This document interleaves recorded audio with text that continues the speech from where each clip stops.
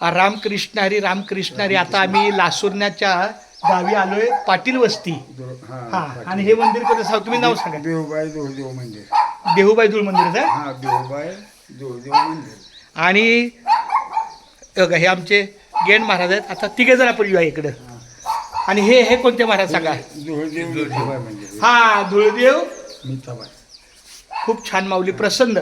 अशा या मंदिरामध्ये आमचे महादेव पाटील महाराज 3:30 वाजता उठतात, आंघोळ करतात, काकडा, त्यांचं सगळं नामस्मरण, एक नंबरचं काम त्यांचं सकाळचं उठून, म्हणजे सूर्य उगवायच्या सगळी तयारी. 5:30ला कम्प्लीट. म्हणजे 5ला सगळं इथलं नियोजन तयार. सगळं आणि मग पुढच्या कार्याला. 6ला मग गावात. बरं, तुमचं सकाळचं काय नियोजन असतं? सांगा बरं. काकडा करतो फक्त सकाळचं. काकडा रोज नियमाने. काकडा तोंडपाठ. तोंडवट. तुमचं पण काकडा पाठ असं. हो. काय बात आहे, चांगलं आहे. धन्य आज दिन झाले, संतांचे दर्शन झाली, पापा तापा तुटी दैन्य गेले उठाव, झाले समाधान पायी विसावले मन. तू का म्हणे आले घरा तोची दिवाळी द्यायची. हे साधू संत जेव्हा भेटतात तेव्हा मला खूपच छान वाटतं, मजा वाटतं. आता हे बाजूला आपलं घर आहे ते मल्हार पाटलाचं आहे.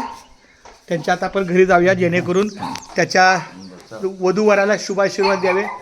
तुमची मंडळी, तुमच्या सुनबाई लेख सगळे जेवण करत असतील.